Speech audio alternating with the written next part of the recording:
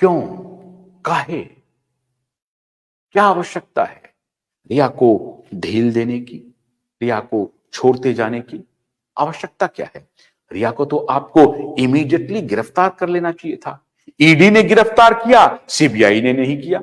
उनके खिलाफ केस दर्ज है, उनके खिलाफ सबूतों की झड़ी है, सबूतों की झड़ी सब आपके पास है, आपको सब मालूम है। एसएसआर वॉरियर तो सबूत की झड़ी लगा रहे हैं, झड़ी लगा रहे हैं। कब सुसाइड हुआ, कब सुसाइड का नाटक किया गया, ताला तोड़ने वाला आया 1:30 बजे और प्रतिष्ठित अखबारों के डिजिटल नेटवर्क पे ब्रेक हो जाता है 9 बजे 10 बजे। सारे सबूत आपके पास हैं माननीय सीबीआई, आप कैसे बचेंगे? देखिए, आपको भी उत्तर देना पड़ेगा।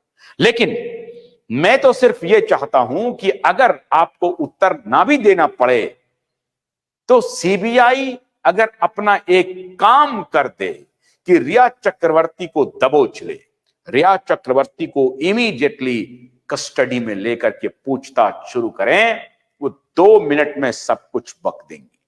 2 मिनट में। उनके भाई को भी पकड़ना पड़ेगा।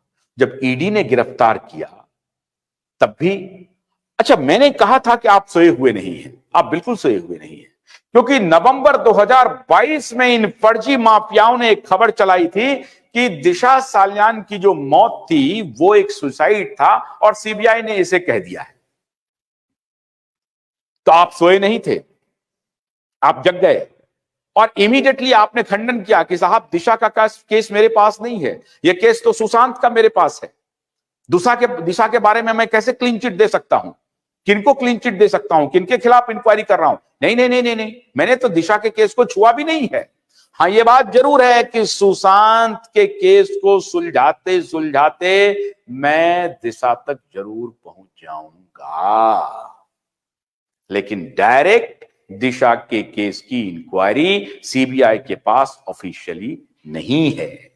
यह बात जरूर है कि सुशांत के केस की जैसे ही इंक्वायरी आगे बढ़ेगी तो दिशा की मौत की इंक्वायरी साफ हो जाएगी, तो वहां पर भी सीबीआई पहुंच जाएगी और फिर वो कितने हजार पेज के रिपोर्ट्स बनेंगे आप कल्पना नहीं कर सकते हैं।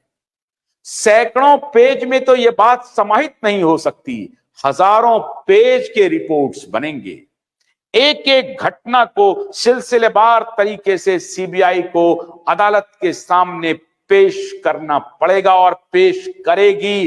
पेश किए जाने की पूरी संभावना है, क्योंकि रिया को जिस तरीके से विदेश जाने से रोकने के लिए सीबीआई ने तत्परता दिखाई है, उससे यह बात साबित हो गई है कि सीबीआई बिल्कुल सोई हुई नहीं है और सीबीआई सुशांत के केस को सुलझा कर रहेगी और गुनहगारों को जेल भेज कर रहेगी। दिशा सालियान के मामले में आदित्य उनके गुर्गे, ये बाप बेटा कार्टेल जो चलाता है ना, इसके बारे में मैं खुलासा करूंगा। इस कार्टेल में कैसे पत्रकारों को भी इन्होंने शामिल किया हुआ है।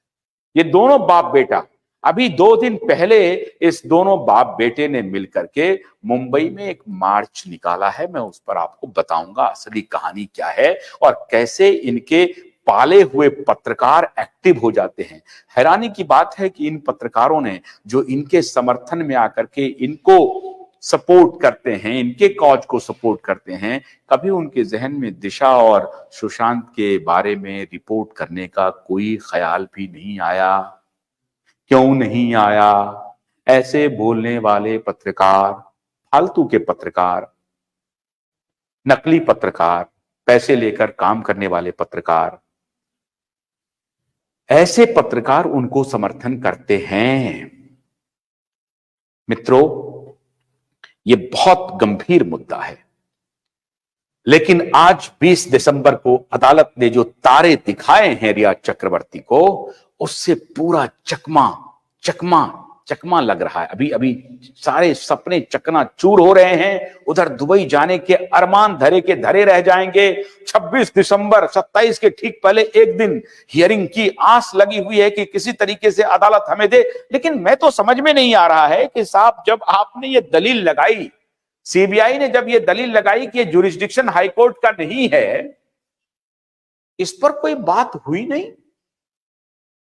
भोलानाथ का ब्रश कटर एक बैटरी चालित मशीन है जिसका चार्जिंग समय 3.5 घंटे है। यह 6 से 8 घंटे के प्रभावशाली संचालन समय का दावा करता है, जिससे यह एक बार चार्ज करने पर 16,000 वर्ग फुट गेहूं या चावल के खेतों को कुशलतापूर्वक काट सकता है, जबकि इसका पेट्रोल समकक्ष व्यक्ति उसी कार्य के लिए 1,000 रुपए मूल्य का पेट्रोल खर्च करता है।